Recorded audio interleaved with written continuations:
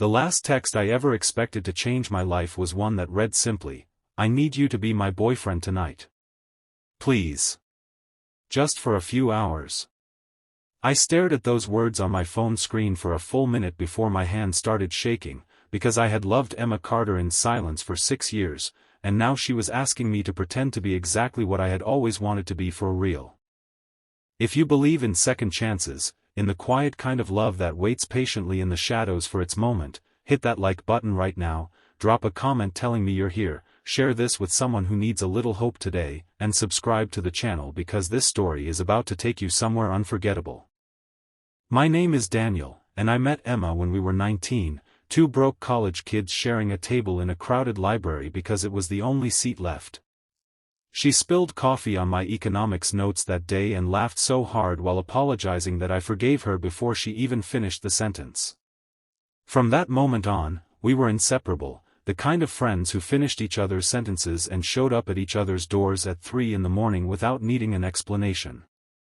But somewhere along the way, in the late-night phone calls and the inside jokes only we understood, I fell in love with her, and I never told her, because I was terrified that saying it out loud would break the one good thing I had. Years passed. We graduated, got our own apartments, built separate lives that still somehow orbited each other. Emma dated a few guys during that time, and every single time, I smiled and nodded and told her he seemed nice, while quietly hoping he wasn't. I hated myself for that jealousy, because she deserved happiness, and I told myself that watching her be happy, even from the sidelines, was enough. It had to be enough, because the alternative was losing her completely, and I would rather ache in silence forever than risk a single day without her in my life. Then came the wedding invitation. Her cousin Claire was getting married, a lavish countryside affair with 300 guests, and Emma called me in a panic 4 days before the event. Her ex-boyfriend, the one who had cheated on her and humiliated her in front of half her family 2 years earlier, was going to be there.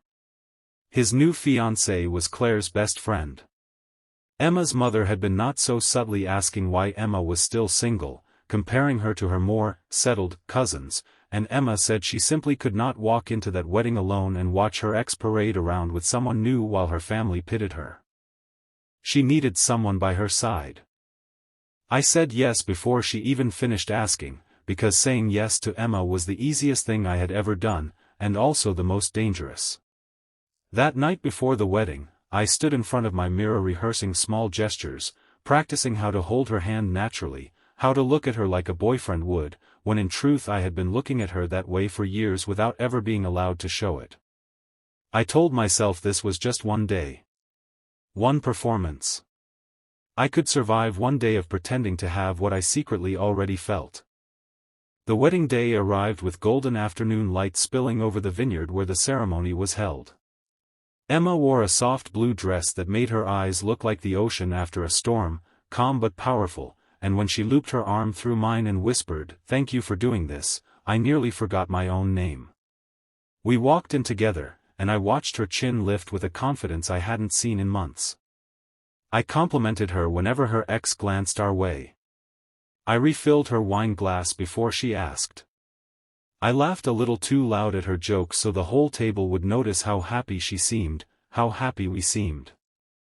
And with every small touch, every lingering glance we exchanged for the sake of the act, something in my chest cracked open a little further, because it felt real. It felt like everything I had wanted and never allowed myself to reach for. During the reception, her ex approached us near the dessert table, his new fiancée trailing behind him with a tight, uncomfortable smile. He made some comment about how surprised he was that Emma had finally settled down, and before I could even respond, Emma leaned into my side and said that some things simply take the right person and the right timing to feel worth settling into. I squeezed her hand, and for one dizzying second, I forgot this was pretend. Her ex mumbled a congratulations and walked away, and Emma exhaled like she had been holding her breath for 2 years. By the time the sun dipped below the vineyard hills and the wedding wound down, we said our goodbyes to her family, who hugged me tightly and told Emma how happy they were to finally see her settled with someone who clearly adored her. Emma laughed those comments off gracefully, but I noticed her eyes were shinier than usual as we walked to the car.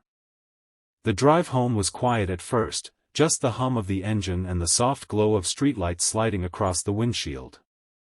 Emma stared out the window, her fingers absent-mindedly tracing the seam of her dress, and I gripped the steering wheel tightly, trying to remind myself that the night was over, the act was finished, and soon we would go back to being just friends who almost had something once, if only in my own head.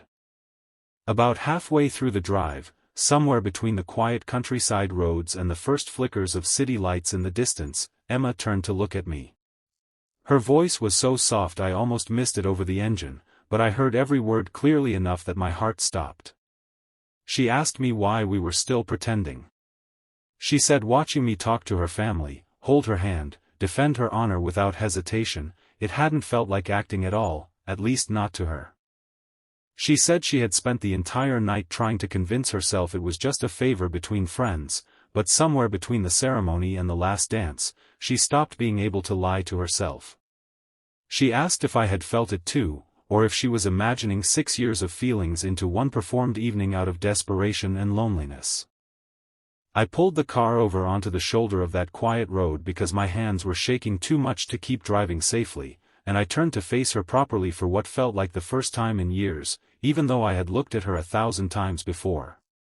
I told her the truth I had buried since we were 19 years old, sitting across a library table with coffee-stained notes between us. I told her I had never been pretending, not once, not tonight, not in any of the years before it, and that the only performance had been convincing myself I was okay watching her love other people while I stayed silent about my own heart. Emma didn't say anything right away. She just looked at me with an expression somewhere between disbelief and quiet relief, like she had been carrying a question for years and finally heard the answer she had been too afraid to ask for. She told me she wished I had said something years ago, and I told her I was terrified of losing her, and she whispered that some fears keep us from the very things that could have saved us all along.